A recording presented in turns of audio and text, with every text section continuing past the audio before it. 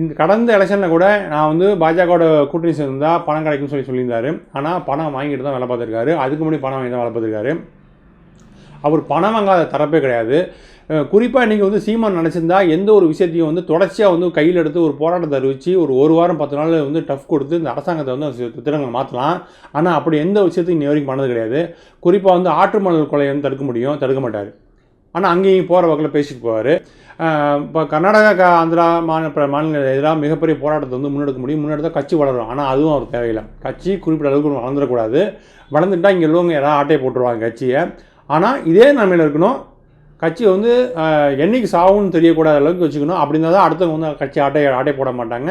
இதுக்கான பெரிய பில்டப் பண்ணிக்கிட்டு அதுக்கு ஒரு பெரிய வந்து ஒரு கட்டமைப்பை ஏற்படுத்திக்கிட்டு இவர் கட்சி வந்து இவர் கைமீறி போகாத அளவுக்கு ஒரு கட்டமைப்பை ஏற்படுத்த மட்டும் தான் கட்சியை வந்து அடுத்த கட்ட அளவுக்கு வந்து கொண்டு போகாது. ஆக சீமான் போன்ற ஒவ்வொரு விஷயத்துலையும் மிகப்பெரிய அரசியல் இருக்குது. இன்றைக்கி வந்து விஜயோட கூட்டணி அமைப்பதற்கான சில பேச்சுவார்த்தை வந்துட்டு சொல்கிறாங்க. ஆனால் விஜயோட கூட்டணி அமைச்சார்னா இவருக்கு இருக்கிற 10% ஓட்டும் வந்து 4-3 குறையும். விஜய்க்குள்ள ஓட்டு சதவீதம் வந்து முழுக்க அவர் அரசியல் எதிர்காலமே இல்லாமல் போயிடும். ஏன்னா இப்போ இவருடைய கட்சியில் வந்து ஒரு 4-5% மக்கள் ஓட்டு வந்து வாக்கு சதவீதம் குறையும். விஜயோட வாக்கு சதவீதம் வந்து ஒரு பேலன்ஸ் ஆகும். ஆனால் இவர் வந்து ஒரு ஸ்டாண்டர்ட் ஆகிடுவார். ஆனால் விஜய் வந்து முழுக்க தன்னுடைய அரசியல் எதிர்காலத்தையே வந்து அது தொலைச்சிடுவாருங்க விஷயத்தான் நம்ம பார்க்க முடியுது. ஆக இந்த விஜயை வந்து சீமானை வச்சு பாஜக வந்து மறைமுகம் வந்து காயடிக்க பார்க்குது.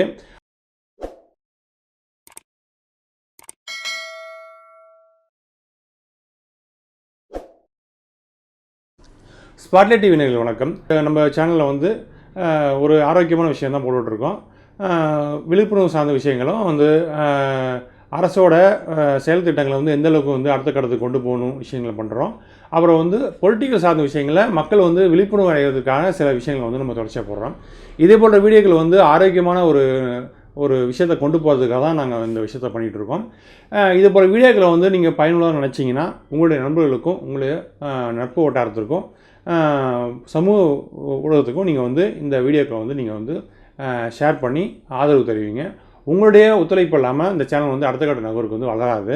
ஆக பாஜக என்ன திட்டங்கள் போட்டாலும் எப்படி இந்த எலெக்ஷனில் எப்படி அவங்க படுதோலை அடைஞ்சாலும் அதுமாதிரி தமிழகத்தில் அடுத்த என்ன திட்டங்கள் போட்டாலும் ரஜினி வந்து எலெக்ஷன் நின்னா கூட ரஜினி கமல் சப்போஸ் சொல்கிறேன் ரஜினி கமல் அப்புறம் விஜய் வந்து இப்போ சீமான் கூட்டணி அமைச்சா கூட படுதோல்வி தான் சந்திப்பாங்க. ஏன்னா மக்கள் அதற்கு ஏற்ற மாதிரி அவங்க சூழ்ச்சியை புரிஞ்சுக்கிட்டு மக்கள் வந்து தெளிவாக வந்து வாக்களிப்பாங்க. ஆக நீங்கள் அண்ணாமலை ஆகட்டும் சீமான் ஆகட்டும் பண்ணுற தந்திர வேலைகள் அனைத்தும் திமுகவுக்கு சாதகமாக தான் புரிஞ்சிருக்கு. திமுக வந்து ரொம்ப ஒரு இக்கட்டான சூழ்நிலை இருந்தது. அந்த சூழ்நிலையை வந்து தவிர்த்து அவருக்கு வந்து ஒரு இலகுவான ஒரு சந்தர்ப்பத்தை உருவாக்கி கொடுத்தது வந்து அண்ணாமலை தான் முழுக்க காரணம் சொல்லப்படுது. இப்போ விக்கிரவாண்டி தேர்தல் எலெக்ஷனில் வந்து திமுக வந்து வேட்பாளர் வந்து அறிவிச்சிட்டாங்க.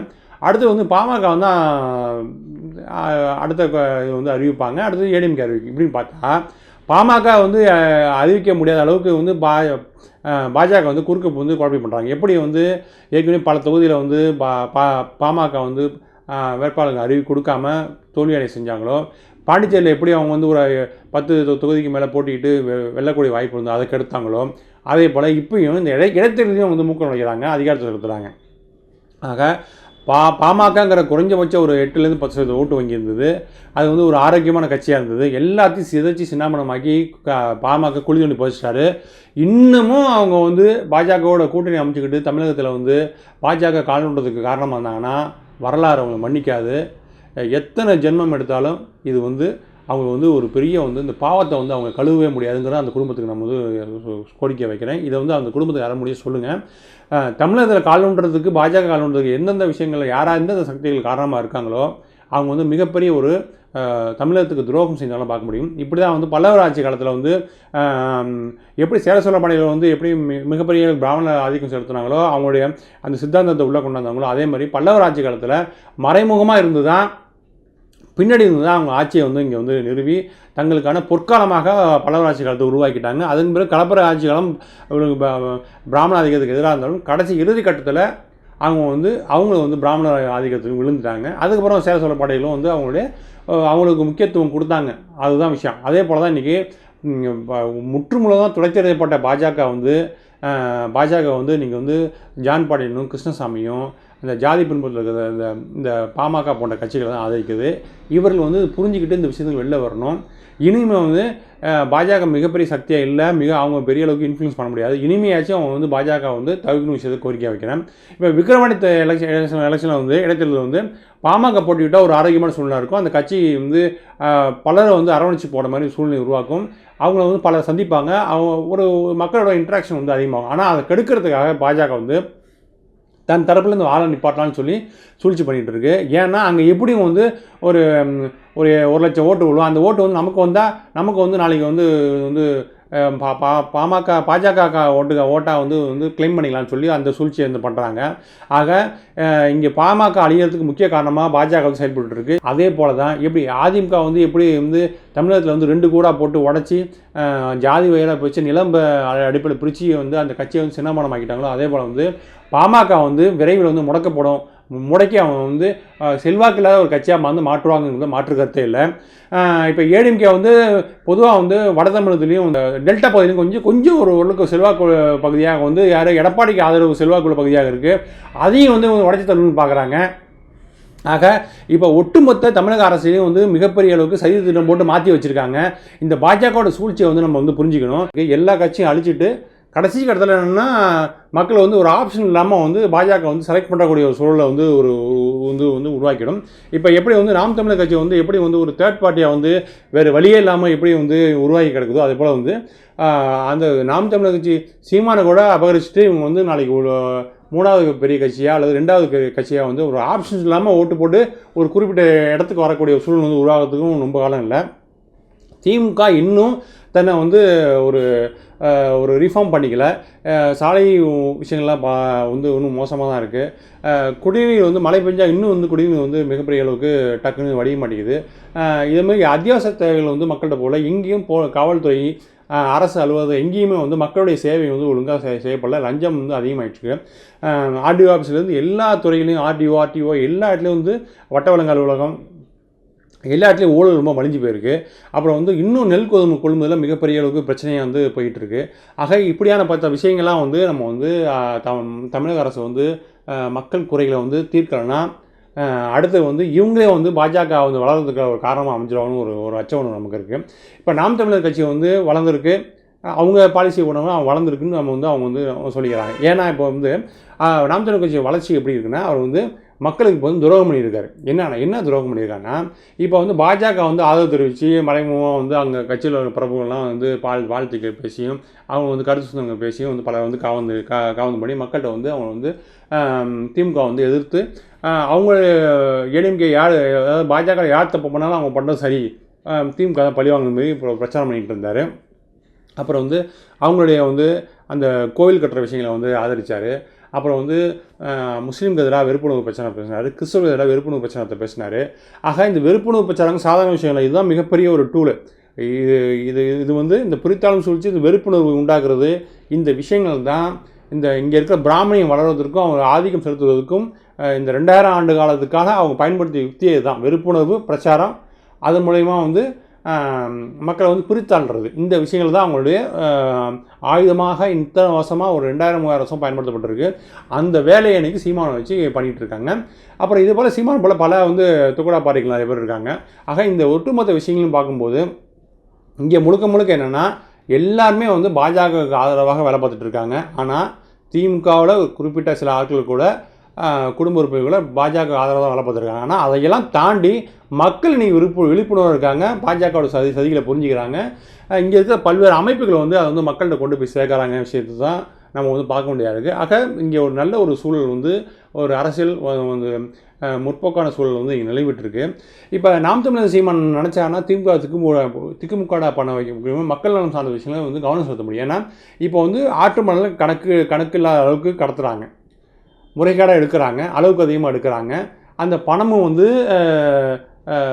அரசாங்கத்தை ஒழுங்காக போய் சேர்றதில்லை. இப்படி பல்வேறு குறைபாடுகள் இருக்குது. ஆக ஒவ்வொரு மண்டலத்திலையும் மிகப்பெரிய அளவுக்கு மற்ற இயக்கங்கள் அமைப்புகளை சேர்ந்து மிகப்பெரிய அளவுக்கு போராட்டம் நடத்தி அந்த விஷயத்தை தடுக்க முடியும். ஆனால் பண்ண மாட்டார். ஏன்னா அங்கேருந்து கமிஷன் வந்துட்டுருக்கு. சரி, அடுத்தது மலைகளை உடைக்கிறாங்கன்னு சொல்லி கத்துறாங்க. அந்த விஷயம் மிகப்பெரிய போராட்டத்தை முன்னெடுத்து எல்லா அமைப்புகளையும் இயக்கங்களையும் ஒன்று சேர்த்து பண்ண முடியும். அவர் ஊழல் ஒழிப்புக்கும் ஒவ்வொரு அமைச்சரும் இருக்கிற ஊழல் புகாரையும் அவங்களுக்கு இதையும் வந்து அம்பலப்படுத்த முடியும். தொடர்ச்சியாக ஒரு வாரம் 10 நாள் அந்த விஷயத்தை முன்னெடுத்து கொண்டு போனால் எல்லாத்தையும் உடைக்க முடியும். ஆனால் சீமான் அதை பண்ண மாட்டார். அதுமாதிரி பண்ணால் ஏன்னா அங்கே பொதுமக்களோட மற்ற இயக்கங்களோட தொடர்பு அதிகமாகிடும். தொடர்பு அதிகமான கட்சி வளரும், ஓட்டு வங்கி அதிகமாகும். அதிகமானால் தனக்கு ஆபத்து வந்துடும், கட்சி கைமீறி போகிறதுக்கு வாய்ப்பு இருக்குது. பல ஆட்கள் வந்து உள்ளே வந்துடுவாங்க. ஆக என்னன்னா அவர்னா அதாவது ஃபேமஸ் இல்லாத ஆட்கள் யாரும் உள்ளே வரக்கூடாது, புது ஆட்கள் மட்டும்தான் உள்ளே வரணும். கட்சி தன் கட்டுப்பாடுகள் இருக்கணும். அந்த கட்சி தன் கட்டுப்பாட்டை வைக்கிறதுக்கான போதிய நிதி ஆதாரமும் அந்த பலமும் தனக்கு சேரத்துக்கான ஒரு சூழ்நிலை உருவாக்கிட்டு தான் இந்த விஷயங்கள்லாம் பண்ணுவார். ஆக முழுக்க இப்போ சீமான் வந்து பாஜகவோட கைக்குள்ளேயே தான் வளர்ப்புக்கிறாரு. இன்றைக்கி என்னென்னா பாஜகட்ட சொல்லிவிட்டு பாஜக எதிர்ப்பை வந்து பேசிக்கிட்டு அவங்க திட்டிட்டு அவங்கள்ட்ட காசு வாங்கிட்டு நீ அரசியல் பண்ணிகிட்டு இருக்க. அப்படி பண்ணது விளைவாக தான் அந்த 10% ஓட்டு. அவர் நேர்மையாக வந்து ஒழுங்காக இருந்தான்னா மக்கள் நல சார்ந்த விஷயங்களை வந்து கவனம் செலுத்திருக்க முடியும், மக்கள் அணிந்திட்டு இருக்க முடியும், பல்வேறு இயக்கங்களோட தொடர்பு ஏற்பட்டிருக்கும், கட்சி இன்னும் வேகமாக வளர்ந்துருக்கும். 20% ஓட்டுக்களை நீங்கள் வந்து வாங்கிக்கலாம். குறைஞ்சபட்சம் ஒரு 2-3 எம்பி தொகுதி அவருக்கு கிடச்சிருக்கும். ஆனால் அதை வேணும்னே அவர் தான் வந்து பின்வாங்கி பொறுமையாக வந்து இந்த விஷயங்கள்லாம் பண்ணிக்கிட்டு கட்சி வளரக்கூடாதுன்னு தான் இந்த விஷயத்தை பண்ணிகிட்டு இருக்காரு. விக்கிரவாண்டி தொகுதியில் இன்றைக்கி சீமான் நின்னா கூட அவர் வந்து கிட்டத்தட்ட ஒரு 40,000 ஓட்டுலேருந்து 60,000 ஓட்டு வாங்குவார். இப்படியான விஷயங்கள் தான் போயிட்டுருக்கு. ஆனால் சீமான் இப்போ முன்னிறுத்தப்படுறாரு.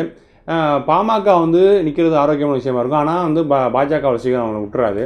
ஏடிஎம்கே வந்து கிட்டத்தட்ட வந்து 2வது இடத்துக்கு போகிறதுக்கான ஒரு வாய்ப்பு இருக்குது. ஆக இப்போ தமிழ்நாட்டில் என்னென்னா இப்போ இங்கே வந்து தமிழக அளவில் இந்த அரசியல் வந்து இப்போ போயிட்டுருக்குன்னு நினச்சிட்ருக்கோம். ஆனால் ஒவ்வொரு மண்டலத்துலேயும் ஒவ்வொரு தொகுதியிலையும் அரசியல் வந்து கூட்டணி கணக்கு மாறுது.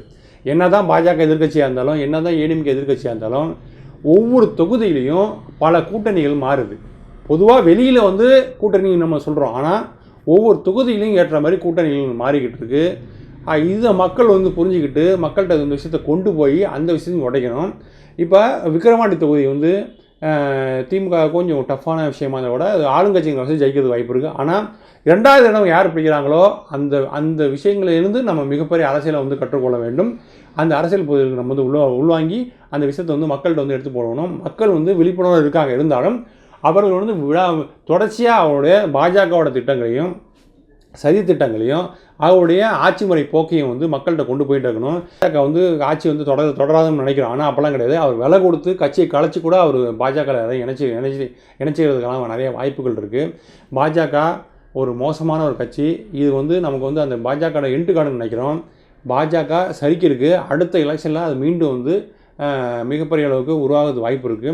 இன்னும் 6 மாதம் கழிச்சு பாஜகவோட உண்மை முகம் தெரியும். ஏன்னா இவங்க வந்து புரிஞ்சுக்கிட்டாங்க, இந்த எலெக்ஷனை விட்டால் நம்ம அடுத்து எதுவுமே பண்ண முடியாது, அடுத்த எலெக்ஷன் வரைக்கும் வெயிட் பண்ண வேண்டியிருக்கும். 5 வருஷம் காலம் செலுத்த மாட்டாங்க. 3 மாதத்துக்கு பிறகு கட்சிகளை வந்து மற்ற கட்சிகளை வந்து தன் கணக்குக்குள்ளே அந்த ஆட்சி அமைப்புக்கான அந்த இதுக்குள்ளே கொண்டு வரதுக்கு முயற்சி பண்ணுவாங்க. அடுத்த 6வது மாதத்துலேருந்து என்ன பண்ணுவாங்கன்னா திட்டங்களை அமல்படுத்த ஆரம்பிச்சிடுவாங்க. ஏற்கனவே இன்றைக்கி வந்து மாநிலங்களில் ஒவ்வொரு மாநிலத்தில் இருக்கிற மொழிகளை வந்து தவிர்ப்பதற்கான அந்த மொழிகளை வந்து இல்லாமல் ஆக்குவதற்கான அலுவல் மொழியாக ஹிந்தியை கொண்டு வந்து பல வேலைகள் பண்ணிகிட்டு இருக்காங்க, பல திட்டங்கள் அறிவிக்கிறாங்க. அப்புறம் வந்து பள்ளி கல்வி அந்த விஷயங்களை வந்து மானியம் கொடுக்குறது, அப்புறம் எஜுகேஷன் லோன் கொடுக்குறது அதெல்லாம் குறைச்சிட்டாங்க. அப்புறம் சிறுபான்மை மக்களுக்கு உண்டான ஒதுக்கீடுலாம் குறைச்சிட்டாங்க. தலித் மக்களுக்கு உண்டான கல்வி தொகை மற்ற சலுகைகள்லாம் குறைச்சிட்டு வராங்க. இப்படி ஒவ்வொரு விஷயங்களும் பண்ணிகிட்டு இருக்காங்க. அப்புறம் ஜிஎஸ்டி தொகையை அதிகரிக்கிறது வாய்ப்பு இருக்குது. ஆக இப்படியான பல வேலைகளை அவங்க பண்ணிகிட்டு இருக்காங்க. இந்த விஷயங்கள்லாம் உடைக்கணும், மாற்றணும். ஒரு நம்ம வந்து ஒரு சராசரியான ஒரு லைஃப்பை வாழணும்னா பாஜக இங்கே தீய சக்தியிலேருந்து அந்த ஜிஎஸ்டி கொள்ளையிலேருந்து நம்ம மக்களை காப்பாற்றணும்னா மக்கள் தான் விழிப்புணர்வோடு இருக்கணும். இங்கே இருக்கிற திமுக மாநில கட்சிகள், காங்கிரஸ் போன்ற கட்சிகள் வந்து தொடர்ச்சியாக வந்து நாடாளுமன்ற அவைகளை பேசி ஜிஎஸ்டியான குறைப்பதற்கான ஒரு சூழ்நிலை உருவாக்கணும். ஆக இங்கே இருக்க அரசியல் மற்றும் இந்த அதிகாரத்தை வச்சு அதிகாரத்தில் இருக்கிறவங்க வந்து நம்ம தான் வந்து பேச வச்சு நம்மளுடைய பிரச்சனையை தீர்த்துக்கணும். குறிப்பாக இங்கே இருக்கிற எப்படி இங்கே வந்து பூங்காக்கள் நிலையங்கள் அமைக்கிறாங்களோ அதுபோல் வந்து குளங்களை வெட்டுறதுக்கான ஒரு சூழ்நிலையை உருவாக்கணும். அந்த தண்ணி வந்து கால்வாயில் கலந்து சாக்கடையோட கலந்து ஆற்றில் போயிட்டு கடலில் கலக்கிறத வந்து தவிர்க்கணும்.